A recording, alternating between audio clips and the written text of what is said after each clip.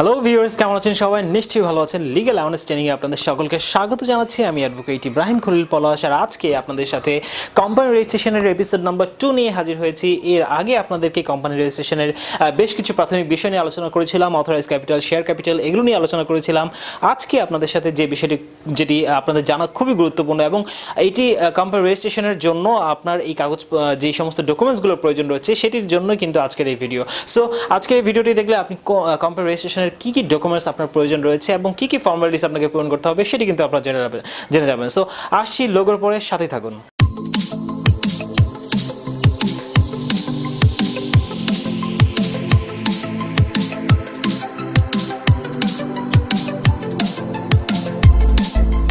Subscribe to my channel and press the bell button for more updates.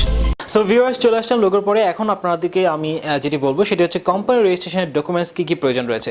Company রেজিস্ট্রেশনের জন্য আপনার যে ডকুমেন্টসগুলোর প্রয়োজন রয়েছে তার মধ্যে প্রথম যে ডকুমেন্টস সেটা হচ্ছে আপনার ন্যাশনাল আইডি কার্ড থাকতে হবে, এবং সেই সাথে আপনাকে ন্যাশনাল আইডি কার্ডের সাথে আপনাকে টিন সার্টিফিকেটটি বহন করতে হবে। এবং এই টিন সার্টিফিকেটে যদি আপনার না থেকে থাকে তাহলে সেক্ষেত্রে আপনাকে এক টিন সার্টিফিকেটটি অনলাইনে করে নিতে হবে। আপনি কিন্তু টিন সার্টিফিকেটটি অনলাইনে করতে পারবেন। সো আপনি টিন সার্টিফিকেটটি রেডি করে নেবেন, এবং সেই সাথে আপনাকে আরও যেটি লাগবে সেটি হচ্ছে আপনি কোম্পানি রেজিস্ট্রেশন করার জন্য মেমোরেন্ডাম অফ অ্যাসোসিয়েশন এবং আর্টিকেল অফ অ্যাসোসিয়েশন, এই দুটি জিনিস আপনাকে তৈরি করতে হবে।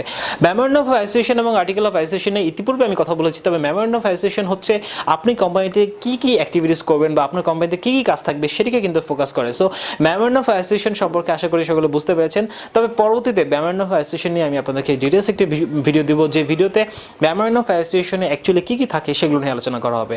সো মেমোরেন্ডাম অফ অ্যাসোসিয়েশন হচ্ছে কোম্পানিতে আপনি কী ধরনের অ্যাক্টিভিটিস করবেন, আপনার কোম্পানির ব্যবসার পরিধি কী হবে, ব্যবসার আপনি কোন কোন বিষয়ের উপরে কোন কোন বিষয় নিয়ে আপনি ব্যবসাটি পরিচালনা করবেন, এবং কোন কোন পণ্য নিয়ে আপনি ব্যবসা পরিচালনা করবেন, কী ধরনের সেবা দিবেন, এটি কিন্তু আপনার মেমোরেন্ডাম অফ অ্যাসোসিয়েশনের মাধ্যমে প্রকাশ করতে হবে।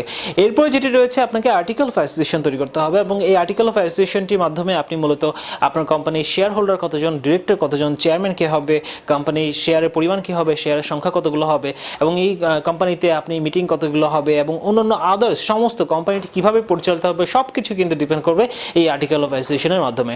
সো আশা করছি মেমোরেন্ডাম অফ অ্যাসোসিয়েশন এবং আর্টিকেল অফ অ্যাসোসিয়েশন নিয়ে আপনারা ডিটেলস ধারণা পেয়েছেন। তবে এই ব্যাপারে আমি আরেকটি ভিডিও দেবো যেখানে কিনা আপনারা মেমোরেন্ডাম অফ অ্যাসোসিয়েশন বা আর্টিকেল অফ অ্যাসোসিয়েশন সম্পর্কে কীভাবে করতে পারবেন এবং এটি করতে হলে কোন কোন বিষয়গুলো মাথায় রাখতে হবে সেটা নিয়ে ভিডিও প্রদান করা হবে। সো ভিউয়ার্স, যে কথাগুলো বলছিলাম সেটি হচ্ছে national ID card, tin certificate, memorandum of association এবং আর্টিকেল অফ অ্যাসোসিয়েশনের পাশাপাশি আপনার আরও যেটি রেডি রাখতে হবে সেটি হচ্ছে আপনি যে কোম্পানিটি করবেন সেটি একটি অথরাইজ ক্যাপিটাল আপনি অবশ্যই নির্ধারণ করেছেন। ইতিমধ্যে আপনারা জেনেছেন যে অথরাইজ ক্যাপিটাল আপনাকে নির্ধারণ করতে হবে কোম্পানি করতে হলে। সো সেক্ষেত্রে আপনি কত টাকা পর্যন্ত বিজনেস করবেন সেটি কিন্তু হচ্ছে আপনার মূলত অথরাইজ ক্যাপিটাল। আর এই অথরাইজ ক্যাপিটালের গভর্নমেন্টের উপর ভিত্তি করে আপনার গভর্নমেন্টের একটি ফি রয়েছে, এবং এই ফিটি কিন্তু আপনি ক্যালকুলেশন করে আপনাকে বের করতে হবে যে আপনি কত টাকা অথরাইজ ক্যাপিটাল ধরছেন এবং তার এগেনস্টে গভর্নমেন্টের ফিটি কত টাকা আসলো। সো এই অথরাইজ ক্যাপিটালের যে ফিটি আসে সেটিকে আপনাকে রেডি রাখতে হবে। এবং এরপরে যেটি সবচেয়ে গুরুত্বপূর্ণ সেটা হচ্ছে পেইড আপ ক্যাপিটাল। এই পেইড আপ ক্যাপিটাল নিয়ে অনেকেই অবশ্য খুব একটা গুরুত্ব প্রদান করে না, কিন্তু পেইড আপ ক্যাপিটালটি কোম্পানির ভবিষ্যতের জন্য এবং কোম্পানির ফিউচার যে অডিট বা রিপোর্ট বা কোম্পানির যে রিটার্ন সাবমিশন হবে সেই ক্ষেত্রগুলোতে কিন্তু এই পেইড আপ ক্যাপিটালের অনেক গুরুত্ব রয়েছে।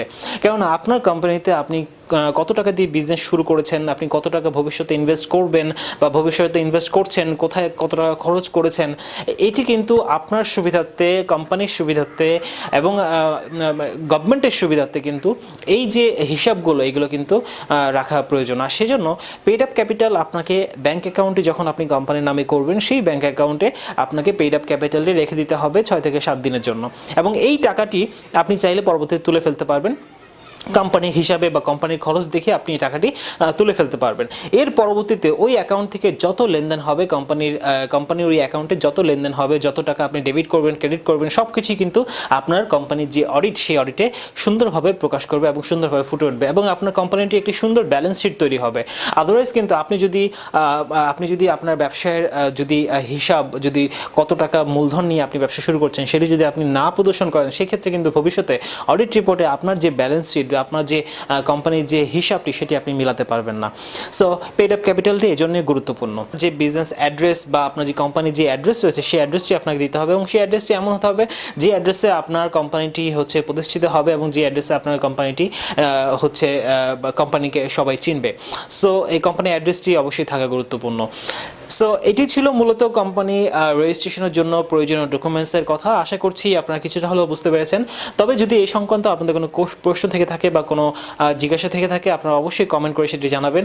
আমি সকল প্রশ্নের অ্যান্সার দেওয়ার চেষ্টা করব এবং অতীতে আমি আরও কিছু ভিডিও কোম্পানি নিয়ে দেওয়ার চেষ্টা করব। সে পর্যন্ত সকলে ভালো থাকবেন, সুস্থ থাকবেন। আল্লাহ হাফেজ। Thank you.